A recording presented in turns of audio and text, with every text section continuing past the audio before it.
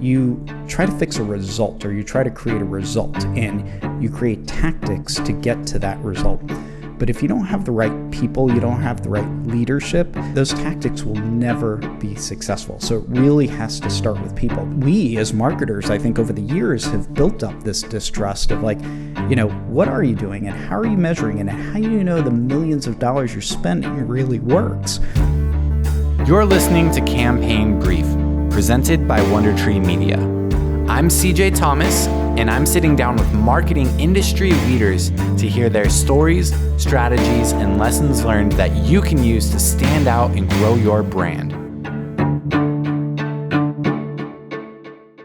Hey everyone, in this episode, I'm sitting down with Jay Jaffin. Jay is the Chief Marketing Officer at Verizon Connect, where he oversees a marketing team of over 100 people and has helped accelerate massive growth for the brand. Prior to that role, he was the Vice President of Marketing and Communications at Verizon Wireless, where he oversaw all national campaigns for Verizon Wireless. In our conversation, I was excited to dive into Jay's experience running campaigns for Verizon Wireless, as well as starting over at Verizon Connect, where he's helped see growth from $100 million to a multi-billion-dollar company. So you'll learn a lot about Jay's approach to developing a winning marketing team by starting with great culture and leadership. So I hope you enjoy this episode with Jay Jaffin. Appreciate you doing this, Jay. Happy to be here. Thanks, CJ. So before we jump into business, I actually want to touch on something really quick as just like a fun fact that we were talking about right before we started recording. You were on the Dr. Phil show at one point, right? What's that? I was, and in fact, if you Google me, I think still one of the primary links that'll come up, it says "head butted and choked," and it's a link to the Dr. Phil show with my headshot on the link, which is awesome and super good for my PR. But it was actually a great experience. Verizon at the time, I think it was back in 2014. Verizon still does a ton of work for domestic violence victims, and we were working with Dr. Phil and his wife on creating an app, a dedicated app on the phone that victims of domestic violence could click on and get a hotline to help. And it was a great effort. I was on there representing Verizon, talking about some of the work that we're doing. At the time, I was on the board of a domestic violence shelter called Laura's House in Orange County. So it was a great experience to be able to talk about some of the good work we were doing. But anyway, ever since then, of course, it's been like the primary link, and it looks like I'm, part of the problem on the show. Head butted and kicked. Yeah, that's right.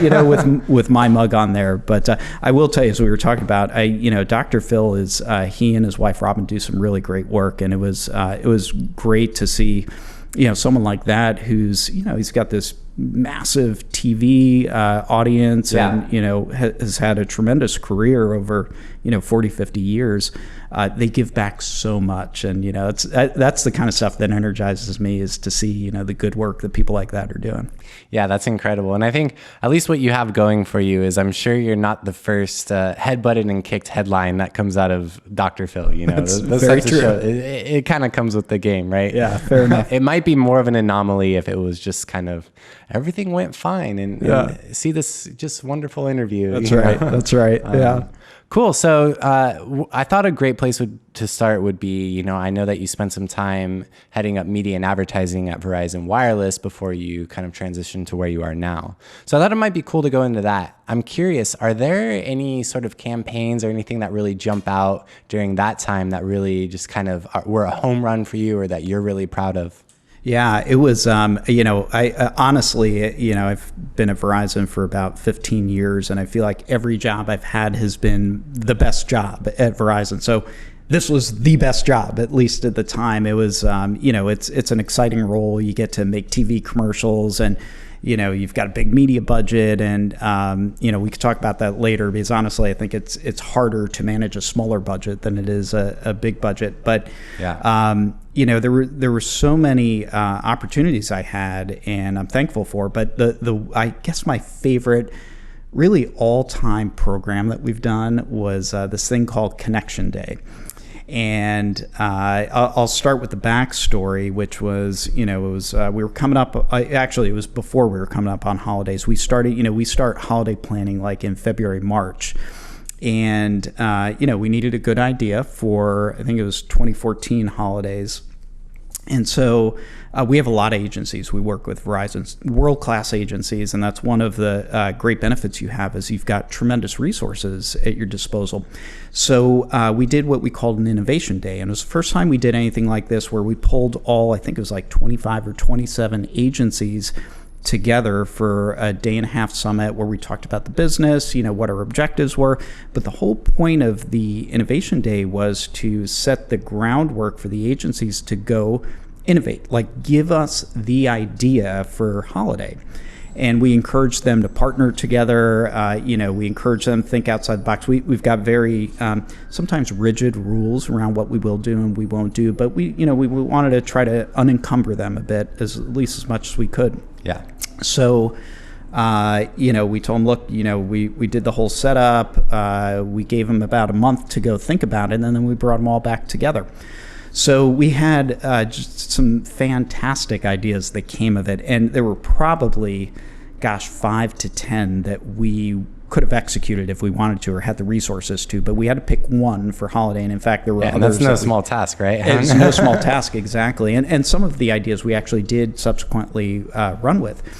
But the idea that really struck us was this idea of Connection Day, and it was called something else at the time. But the whole idea, the insight was the holidays, and specifically the day before Thanksgiving, is a great opportunity for some wireless carrier to grab hold of, because it's the day that America is on the go, right? And so they're tethered to their phones and tablets. And in fact, if you think about the day before Thanksgiving, it's a miserable day for most people, right? What do you hear on the news? There's a snowstorm somewhere. Everyone's stranded. People are sleeping in the airports. They're stuck in traffic. They're trying to get to their loved ones, but it's a painful process to get there. Yeah. So the idea is that, hey, we're going to make this easier for our customers. And part of the setup too was, at the time, we were really struggling to drive true brand love for the brand. We were a very transactional brand at the time. We did a lot of promotions. We were leaders in the space, but people didn't love us like we wanted them to. And so this was one of the insights that drove the idea. And so the premise was, hey, we can partner with some of the best brands of the business: Amazon, Apple. I think Pandora was one of our partners. And we were going to convince them to give away digital goodies to our customers, all sponsored and run by Verizon.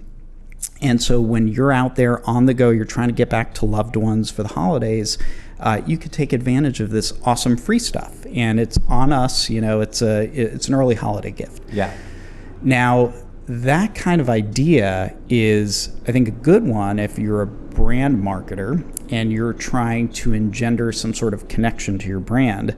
If you're on the business side, on the sales side, you're like, why are we going to waste millions of dollars just giving stuff away? I just don't get it. Yeah, where's the call to action there that leads to the conversion? Exactly, because it's holiday. Like, this is our biggest time of year. Yeah. So what we did was we designed a plan that kind of did both. So on the surface, we were giving back to our customers, and we truly were. And we had some great partners in the mix, and we had some amazing gifts for our customers. And prospects, by the way, because we opened this up to everyone. But on the back end, we were also collecting their information for remarketing and retargeting over the holidays. So net, we executed the plan. We created a holiday called Connection Day. It's the day before Thanksgiving.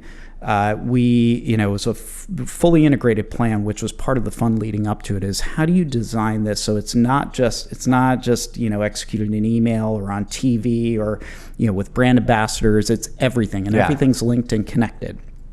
So we had everything from the standard TV, print, digital marketing, websites, landing pages, all that.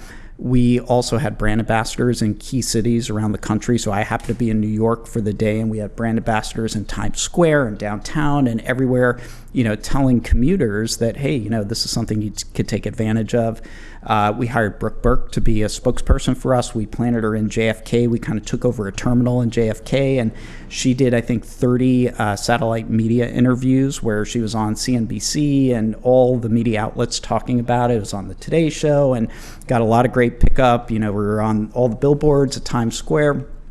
So it really was a fully integrated program. And the results of it is we got about 10 million people that took advantage of it. Those weren't just 10 million giveaways, though. Those were 10 million prospects that we could go back out and remarket 10 million. to. Yeah, I mean, it was tremendous. I mean, we got such great coverage. It exceeded our expectations. So really quick, just for clarity, what did it look like in terms of how did the customers actually engage with this? How did they become a part of it? Yeah, the tactical way they engaged is they went to a website, they registered, they said, hey, give me your name and email address. We didn't want to make it too overwhelming. And then they had access to all of the giveaways. I think even we had, dollars off an Uber ride. So there were probably about a dozen partners, and it was all free of charge. There wasn't any catch other than we just asked for your email address. Yeah. And they would download the content. There were some Audible books from Audible, and and then what we did was we went out and we filmed some of our customers and prospects taking advantage of it and used it for follow-up media over the next few weeks to just, as stories. We told the stories of the customers who took advantage of it. So we got 10 million email addresses. We used them to retarget over the holidays. We offered them all the special offers we had on Black Friday and beyond.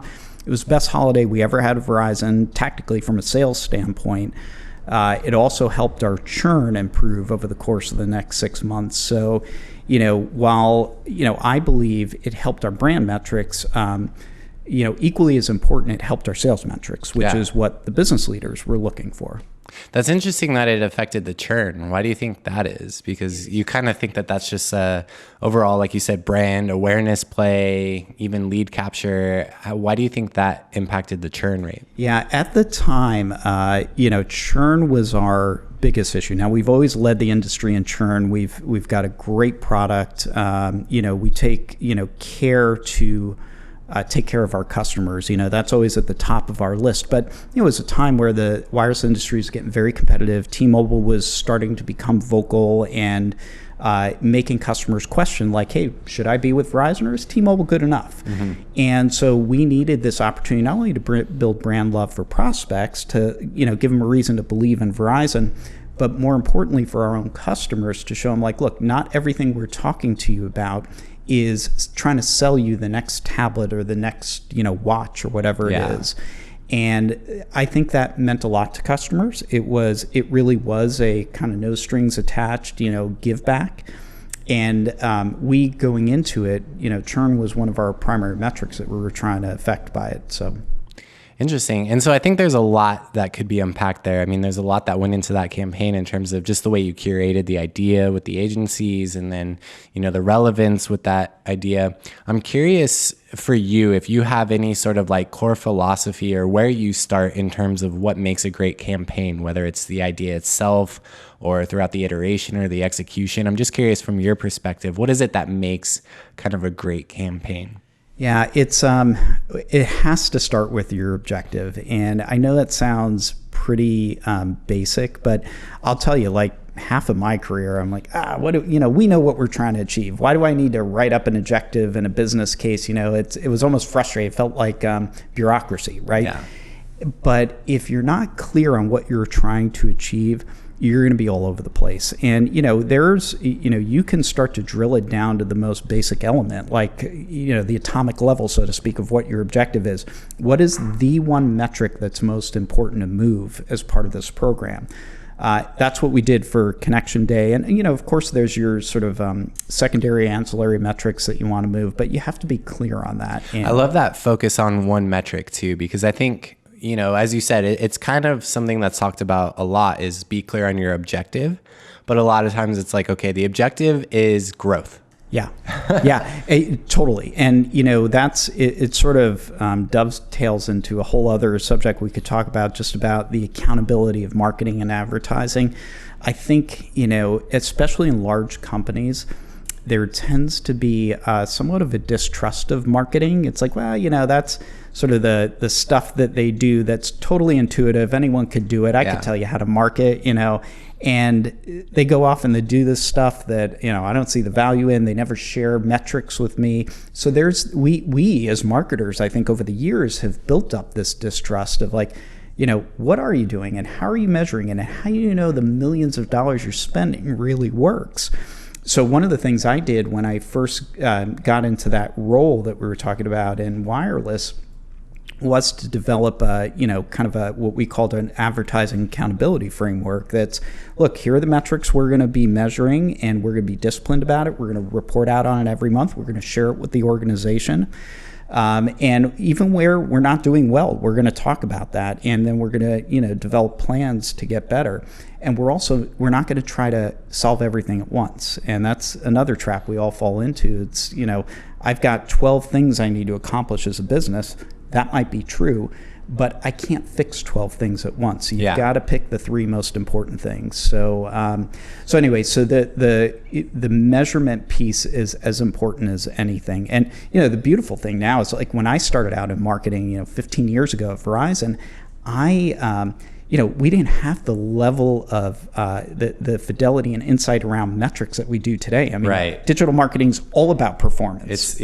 Yeah, so we've almost, we've probably turned that corner, but again, things like brand building, how do you measure brand? That's still, not a perfect science. But you have to have an approach. You've got to be very purposeful about how you go about measuring that. In fact, it's one of the things we're struggling with now is, we're sort of a sub-brand of Verizon Connect, is how do we measure the all of the attributes that we want to go out and achieve independent of big Verizon and the halo that carries.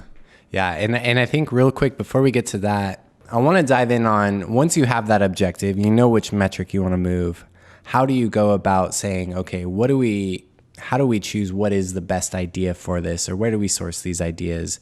How do you go through that selection process? Yeah, that's an interesting question. I'm not sure I've got a perfect answer for it, because while we try to make as much of marketing objective as we can through metrics, there are some pieces that are just going to be subjective. And, what the best idea is tends to be that. And, as much as I hate to say it, sometimes it does lean towards, the biggest title in the room, or, whoever's got the loudest voice sometimes. You never want it to be that, but what I would say, the way I evaluate it is, we all have a backdrop that we operate with. And, it's your experiences, it's your knowledge of the business, it's your knowledge of the brand, what works, what doesn't work.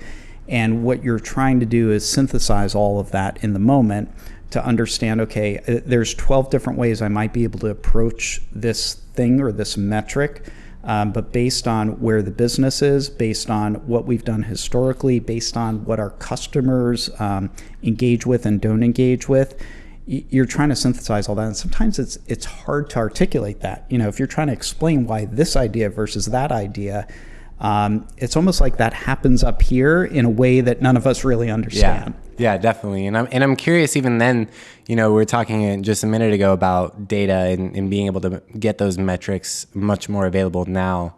How does that play in terms of the ideation phase and not just kind of measuring after the fact? It's, I always think about it as one and the same, because the same time you're developing the idea or deciding on the idea, in tandem, you have to understand how you're going to measure it. If you don't, you're going to get super excited and fall in love with something that you can never prove. Even if you think it's going to work, you can never prove it out. And I never want to be in that situation, because sometimes it works, sometimes it doesn't. And you have to have that understanding.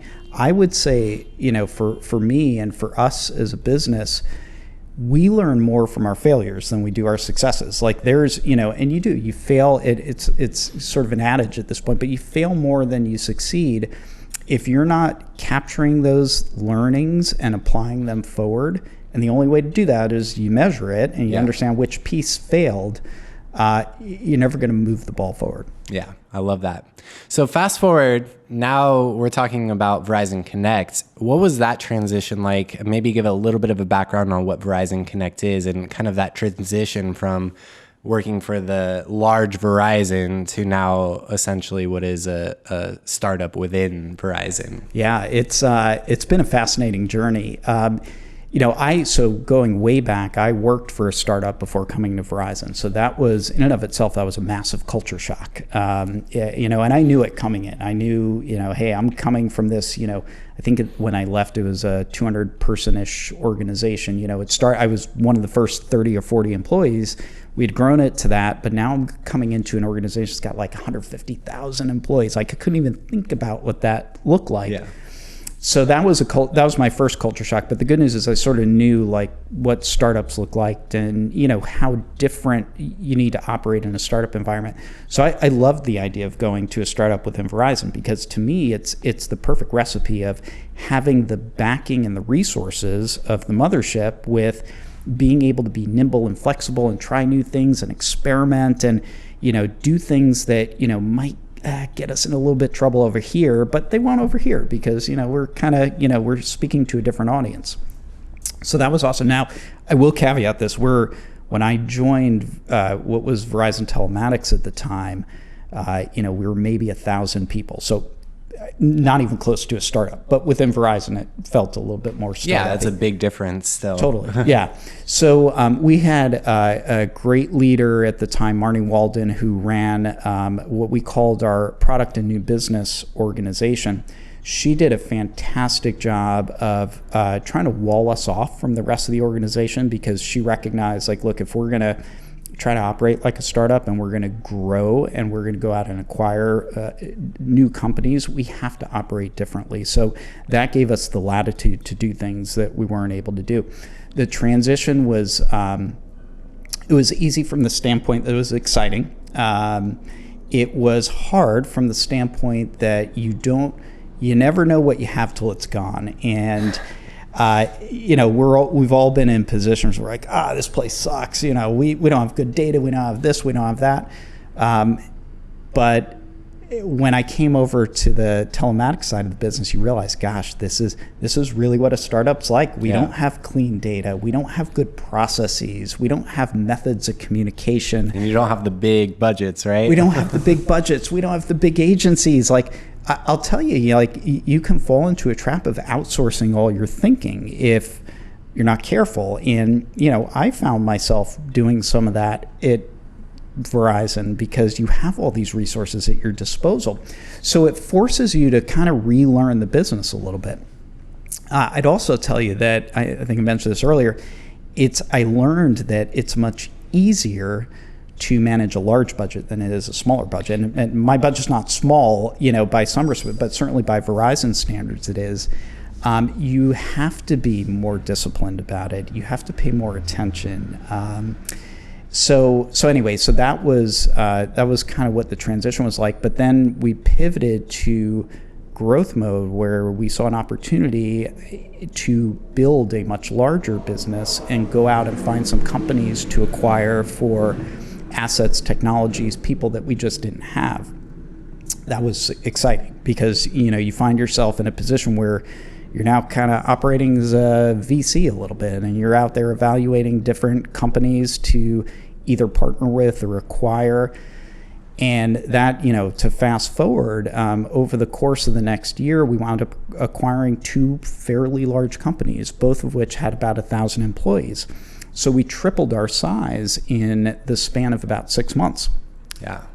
That's where a lot of the work and the learning came in for me, because now all of a sudden, not only are you just a startup who doesn't have all the assets and resources, et cetera, but now you're bringing in 2 other companies. You're trying to create one. You're kind of bringing in 3 families into one house, right? Exactly. And the 3 families were warring families. Like, we were all competing against each other. It's not like we did tuck-ins like, oh yeah, that's an interesting technology that we don't have. Literally, we were going head to head with these 2 companies, Fleetmatics and Telligis, and Network Fleet as the third. So we had to get people used to the fact that we're now part of the same family and we should be working together. But you also have to be very, very cognizant of culture and what's the culture that you're developing and how quickly do you pivot to one culture versus preserving aspects of your independent cultures. And that's another one where there's no perfect answer, but you only learn through experience kind of how to navigate those waters. And I'm curious, like maybe even just, we talk about you're getting these 3 different people into one room, not people, but groups of people into one room. And I'm wondering just what were some of those biggest challenges from a marketing standpoint, leading marketing teams and saying, okay, now we have to all align around one vision. What was that? Like, what was your first step there? And what did you see the road ahead? Yeah, it's, first we talked about the organization. So the whole, not just marketing, but, and we debated a lot as a leadership team, how quickly do we want to go? What pieces of the culture do we allow the legacy companies to keep? What don't we? For a number of different reasons, we decided that marketing was going to be our guinea pig. We're going to bring the marketing teams together first. So one of the first decisions you have to make is, do you continue to operate as 3 entities? Because we're 3 different brands and we hadn't even come close to integrating that yet. So do you just sort of let everyone kind of ride? And if so, how long do you do that? So we used marketing as an experiment. And we said, we're going to bring these marketing teams together. We're going to smash them together. One of the first decisions I had to make is, how integrated do you make them? And for a number of reasons, I decided to keep them fairly segregated, but we're all part of one team. We're all in the same staff meeting. We're starting to collaborate with each other. We're starting to learn, you're good at this, you're good at that. Let's figure out, what makes sense over here and pull from there and that sort of thing. And then over time, we would get fully integrated. The learning I had, and again, there's no perfect answer. It's different for different organizations. I wish we had actually gone faster, because even though marketing came together under one roof, we were still supporting our legacy brands, as opposed to what we could have done is said, we're going to create one digital team. That digital team's going to support all the brands and so on and so forth. It just fostered this idea of us versus them, and It kept it around too long. And, in retrospect, I wish we would have gone faster. It would have been a little more painful, because when you do that, you have to make decisions on who's leading the group, and, feelings are hurt, and, there's that whole thing. But you get through that, and, you get through the short-term pain, but, you very quickly get to the long-term benefit of that. So we did that sort of hybrid model for a little under a year, maybe it was 6 months. So it sounds like for that transition, it was really, we're bringing these groups together. How do we respect their individual processes, but rally them around the same North Star, the same Exactly. goal? Yeah. And the biggest issue with letting it go too long in your independent fiefdoms is you continue to compete against each other, and you're not collaborating the way you should. Now, when we truly integrated the teams and we've got sort of a hybrid of a functional and segment-based marketing team today, and that's the way it's been for a couple of years now. And what I mean by that is, if you looked at my team, I've got, a consumer lead, a segment lead. They own the strategy and the budget for their respective segments. And then we've got our shared resources like PR and digital, go-to-market, et cetera, et cetera. I like that model because it seems to work well. There's probably pros and cons to it, but what that enabled is for us to stop competing against each other. Yeah. The leader of the commercial team sold all 3 platforms, and he needed to ensure that he optimized or maximized his metrics across those 3. So if that meant consumers really wanted this and they didn't want that, that's where we're going to put our resources. Now, the last leg of our transition really was the rebrand. And that's, it seems like, you could argue on either side, like that's a big deal, or it's like, it's a name change. Mm-hmm. But there's a huge cultural benefit, because even if you think it's just optics, like we're changing our name, it makes a big difference. People feel like they're now part of the same team. I'm not part of Fleetmatics. I'm not part of Telligence. I'm not part of Network Fleet. I'm part of Verizon Connect. Yeah. And that made a big difference. And that was the last piece. And frankly, by that time as a marketing group, we were already integrated. That was a bigger deal for the rest of the organization. So that, to me, that was kind of the final step. And that was only a year ago. It was March of 2018 that we rebranded. And I think even hearing you speak, you put so much emphasis on culture. And I think that's something that's really important because you hear a lot about process, you hear a lot about, the tactics and the steps to whether it's a campaign or a rebrand, but hearing you put a lot of emphasis first on culture is refreshing. Can you elaborate on that a little bit, and where do you place people in that kind of hierarchy, unfortunately, of people, process, and tactics? Yeah, with anything in life, but also in your career, you just, you tend to learn the hard way. You just trial and error, and you see the way different people do things. And so this is an area where I feel like I've developed a greater appreciation over the last few years. And, my boss is a big believer in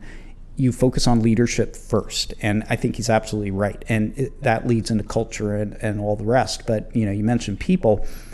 People is probably the thing you need to look at first and fix first and make sure you have right before anything else. And the trap you fall into, at least, I have in the past, is you try to fix a result, or you try to create a result, and you create tactics to get to that result.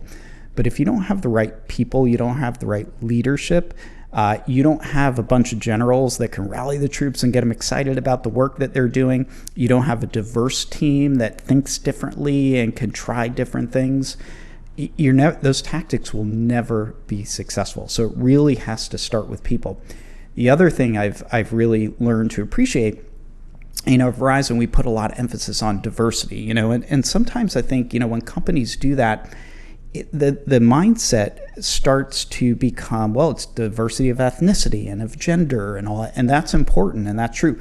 But at the end of the day, the reason why I believe that's important is because you're developing a team that's diverse in thought. Yeah. And that's what's going to make you successful. And I've fallen into this trap, and I've seen lots of my peers do it. You hire people that think and act like you, and it's natural. It's like, gosh, I like you. You're just like me. You make me feel good about myself. Yeah, exactly. You reinforce, you validate me. That's totally the wrong thing to do. Now, sometimes it might be if you're really good at analytics and you're hiring someone to lead a BI team.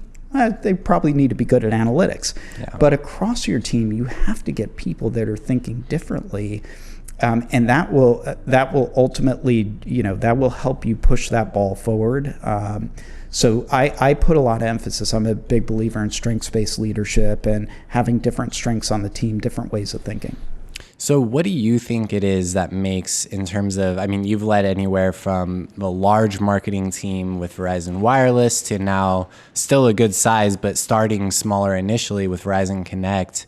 What is it that you think makes the core of a good marketing team? What are those critical components, whether it's the analytics side, the creative side? Where do you kind of look and say, these are the areas that we need covered? Yeah, so put strengths-based leadership and diversity of leadership aside, because that's first and foremost. We've talked about that. Outside of that, you have to look at yourself as a brand and an organization. What is most important to you? At Verizon, we're in some respects, we're an operationally driven and finance-driven organization, so I need a lot of people who understand how to take this program back to our conversation on measurement. I need people to understand how to measure things. And I've seen a lot of marketers, and they're great at what they do, but they're good, big thought kind of people, and they're design oriented, and that's great. You need a place for them, but you also need to understand, you need to have people that can tick and tie all that great, brilliant work to actual results. So I tend to lean, in that direction a little bit. You also, it's funny, we had this discussion at this trade organization I'm part of last week about, when you tend to think about marketing, people's minds instantly go to advertising. And if you're not careful, that's where you're going to focus. You're going to focus on, if you're someone who runs TV commercials, you're going to focus on the big stuff where the money goes, right? And that's important. You got to focus on that. But you have to give equal, if not more, emphasis to the customer experience. And that, requires you to focus on your existing customers. What are they saying? How are they thinking? What are they responding to? How can I use that information to drive efforts to acquire new customers? And so I think that sometimes we as marketers don't pay enough attention to the base side of marketing, the customer base side of marketing. And I think that goes to what you were saying earlier about how marketing, traditionally sometimes doesn't have that same respect. And I think it's because before it was harder to communicate, like you were saying, with the analytics to say, how do we actually tie this to, the revenue or whatever the goals are of the organization, but also looking at things like customer experience and all these other facets that play into marketing as a whole beyond just how do we shout from the rooftops about how great we are. Totally. Yeah. And, even now, the marketing landscape's changed so much over the last 10 years.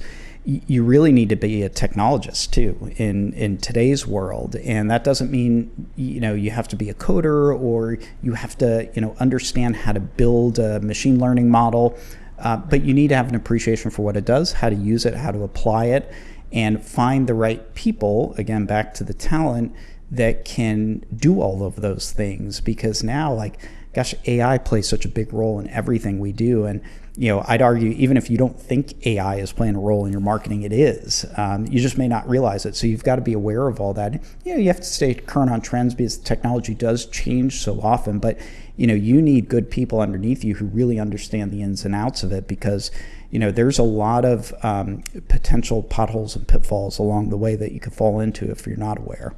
Yeah. And I think even speaking of the changes that are always occurring in marketing and kind of where we're going down the road, you mentioned something before the podcast when we spoke about the death of the traditional sales funnel. What does that mean?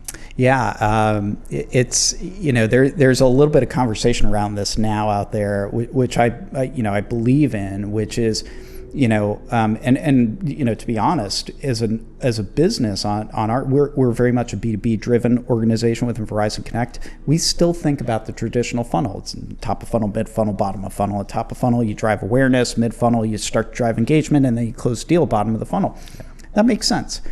But if you get too focused on that, what you lose in the process is, how do I respond to the signals that my customer prospect are putting out there, and it may not reflect where I think they are in the funnel.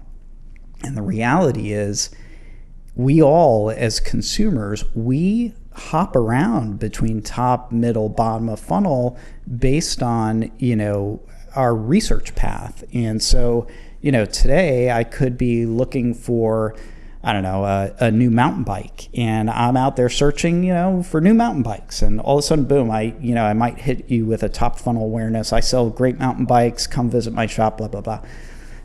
But in the process, I learned that, carbon whatever is, the best kind of mountain bike. And that's when I go, I start researching on, different materials that our mountain bikes are being made of. And so I may meander. Now suddenly you're in top funnel of carbon. Exactly. Yeah. And so you have to be aware of that. And you almost, it's hard, but you almost have to treat every customer differently. But I've always been going back to my CRM days, I've always been a believer in behavior-based marketing versus segment-based marketing, because I think it's very dangerous to just define your business in terms of segments. I think segments are important because, to a certain extent, they're real. This is who I am, what I look like, generally what I want. Yeah. But more often than not, what you find is I may, be in between a couple of segments. So how do you define me? And the best way to do it, the way that you're going to be right more often than you're going to be wrong, is based on those signals and behaviors, and treat you in a custom way. Now, you can create segments out of it. It's not like all of a sudden I'm going one-to-one with 100 million people, but you have to have a marketing plan and tactics that allow you to be flexible. And I think what's interesting about that too is just looking at your traditional sales funnel, like you said, awareness, consideration, conversion. the thing that I've never really been able to grasp about that is that it shows like a start and a finish, like a definitive start and finish. And I think part of what you're arguing here is, for one, it's not that linear, but also, going back to what we were talking about earlier about brand, about even churn, it's not like there's an end to this process. You're always brand marketing, because even the people who are current customers need to believe in your brand, and you need to keep that relationship. So it's not like it's something that just starts and stops, right? Absolutely. And that's the importance of base marketing. And that's, I almost view it the way I view my job. And this is a little insight into my psychology, but like, I feel like I'm interviewing for my job every day. Like, and you should feel that way. It's like, you can't have an off day, and we all have them, but like, you have to come into the day feeling like, gosh, this might make or break. I need to do 120% today. It's the same way I think we should think about our customers. Like, and I'll give you an example.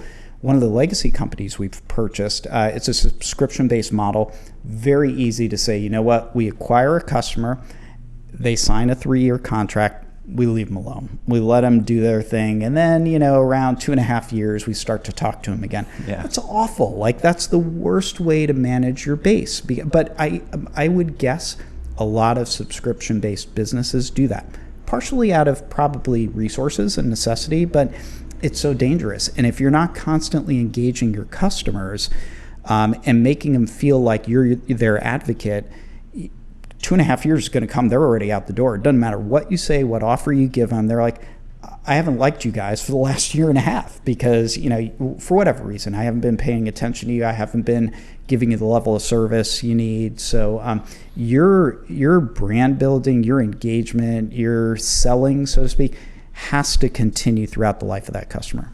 And I think that's kind of going back to what we were even talking about earlier, just in terms of the brand with the Connection Day campaign that you were talking about, and just looking at how I think when you have that very sales mentality within the marketing department, that's when your marketing can kind of take on that, well, we're just hunting for the next kill and not just continuing to do stuff that's in line with our brand and what we believe with our current and potential customers. Absolutely. Yeah, I think, you really need to be, and I don't know if it's a today thing or it's always been that way, but you really need to be a chameleon to be an effective marketer. You can't just be a brand builder. You can't just be a quant guy. Like, you really do have to be able to pivot and ensure that you're thinking about managing the entire picture.